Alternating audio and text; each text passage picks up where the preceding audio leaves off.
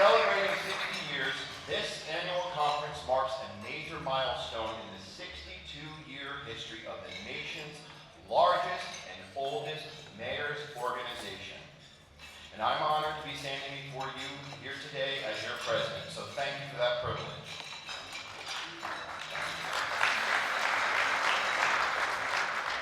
Thank you to everyone who has made this conference possible, our fellow mayors, special guests, the Dunellen Magicals, who I was a member so many moons ago, business council members, our color guard and the NJCM pipe and drums, New Jersey American Water and our sponsors, panelists, exhibitors, board of directors, and the dedicated staff and volunteers behind the scenes, and to my wife, Lindsay, and our daughter, Kennedy June, for their love and support.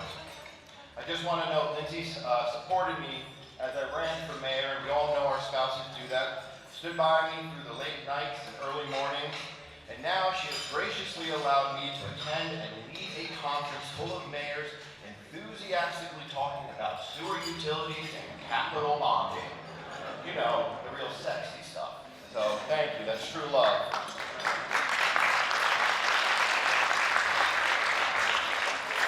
Special thank you to our executive director, Amanda Del Palma, who's done an incredible job since taking on this role last year. So let's give her a round of applause. Wherever she is, right back there. And to our executive board, thank you for your leadership and support. And I just want to note how grateful I am to immediate past president, Mayor Bob Connolly of Madison. He is a true public servant and a mentor whose leadership has taught me much. So thank you, Bob, for that. I also want to thank former presidents, Mayor Janice Mironov, Conley Marr, and Paul Muir, who really helped me get involved with the conference and whose guidance I value and continue to rely on during my term. So thank you for that support and guidance.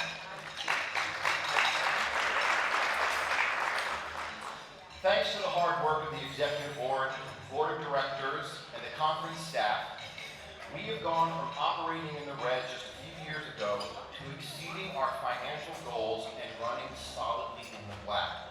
So what does that mean? It means we can better focus on advocacy, action, and impact, not just staying afloat. So to keep that momentum going, we must grow our business council and strengthen our relationships across the state. I just want to say thank you to Mayor Michael Stanzilis, who is chairing the Business Council, and to Nicole Davidman, our business development consultant, for helping us build both revenue and real partnerships. So let's give them a round of applause.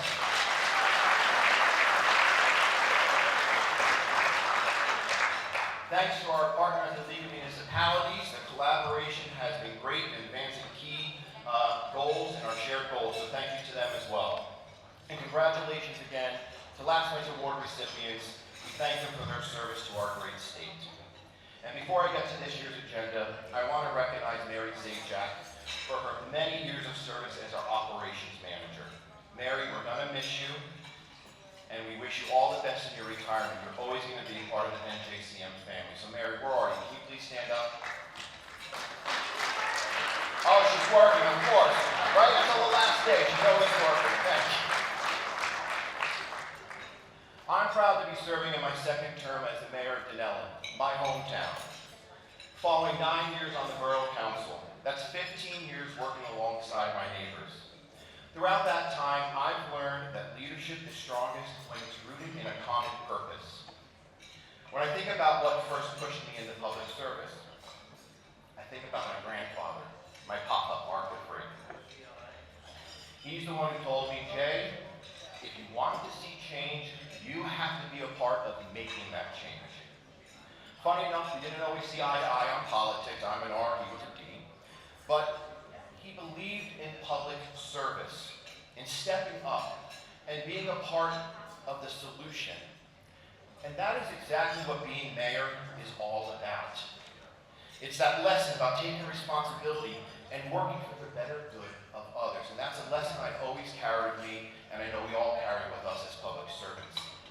We do not have the luxury of just making noise. We have been with the responsibility to lead. And we have a duty to serve everyone. because there is no red or blue way to fix a pothole or restore the power after the storm. We know this as mayors. You just gotta do it, right? We cannot and should not hide behind the title because we are known, we are seen, and we are counted on. Mayors are the calm faces our neighbors depend on. And that's why I feel this year's conference theme is so fitting. From Main Street to State Street, the power of mayoral leadership. Over the course of this conference, we have been participating in programming aimed at refining and redefining our skills, hearing from leaders, sharing best practices, and tackling the big questions together. How can we better serve our communities from Main Street to State Street?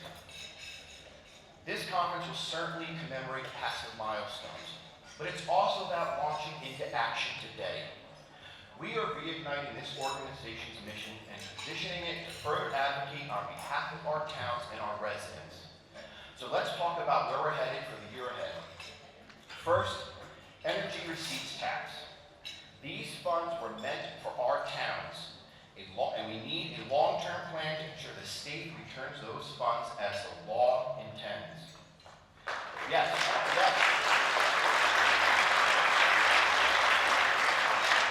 And the conference alongside the league is fighting for just exactly that.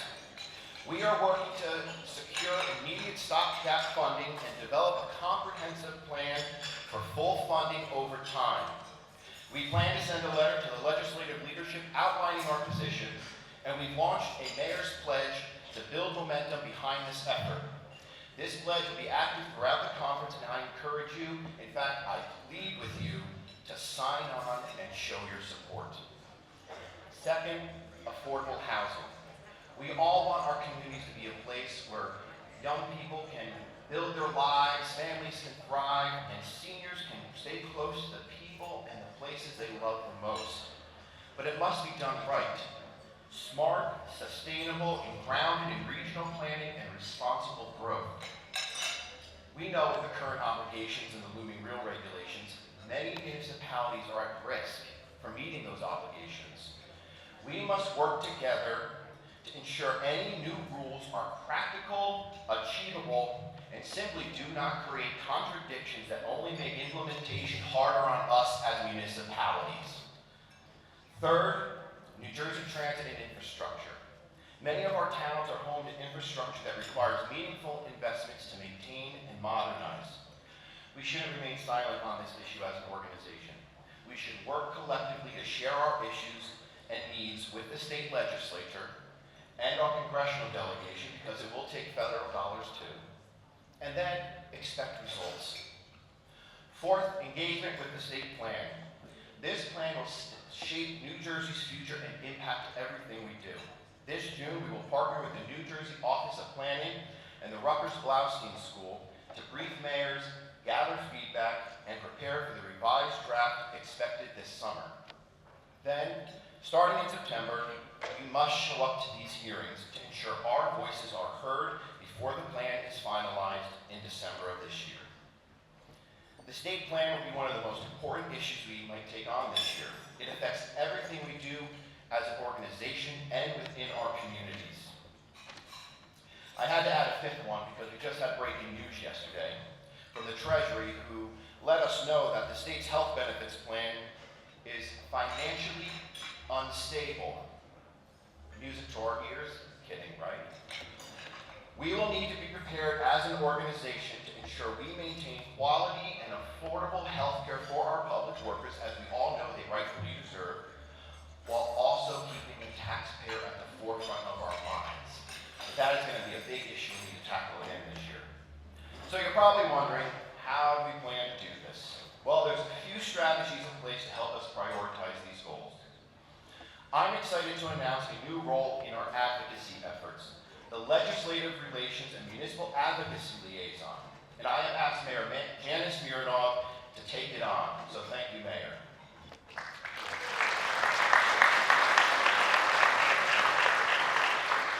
This position will strengthen our connection with the League, keeping us informed, united, and proactive in Trenton.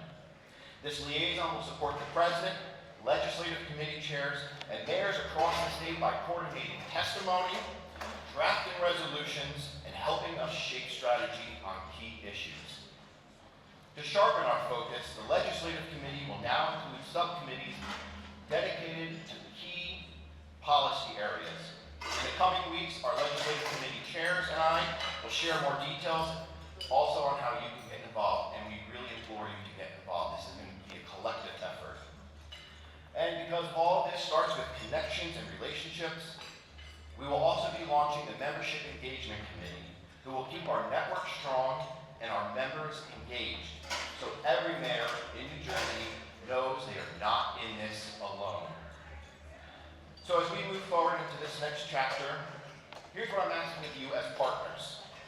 Let's raise our voices in advocacy, and let's use our mayor's megaphone. It's one of the most powerful things we have as mayors. When laws pass in Trenton, they land on our desks to implement, and we all know this, often without our input. We are on a mission to change that, because when something goes wrong, whose phone rings first? It's ours. As mayors, we're on the front line, not Trenton. That's why we need to show up together. We will need your testimony. We will need your stories. We will need your partnership across the aisle and across this great state. Let's take this fight from Main Street to State Street. Let's make this the resurgence of the mayor's megaphone. This is the next chapter of the New Jersey Conference of Mayors, and it starts with us together. Thank you, and now let's get to work. God bless you.